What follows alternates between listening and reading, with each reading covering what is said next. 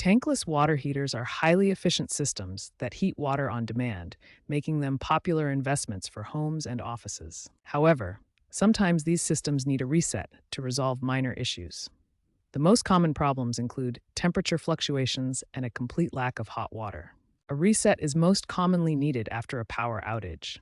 Power interruptions can prevent the unit from restarting properly or cause error codes to appear on the display. Here's an example of what error codes look like on your system. These codes help identify specific issues that can often be resolved with a simple reset. Before attempting any reset, safety must be your top priority. Always disconnect the power to the unit first, either by unplugging it or flipping the circuit breaker to the off position. The good news is that resetting your tankless water heater doesn't cause any permanent damage. In fact, it can restore performance and resolve many common issues, getting your system back to efficient operation. Step 1. Locate the reset button on your tankless water heater.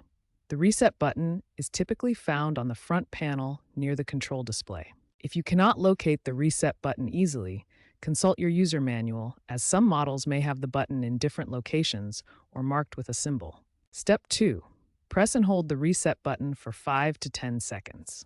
This will initiate a complete system reboot of your tankless water heater. Step 3. Wait for the system to fully restart. Allow the tankless water heater to complete its reboot process and check the display for any error codes. Step 4. Check the indicator light on your water heater.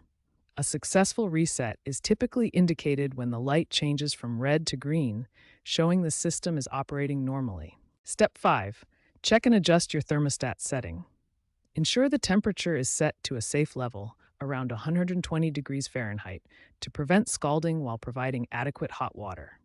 If your tankless water heater continues to show error codes or fails to operate properly after following these reset steps, it's time to contact a qualified technician for professional assistance.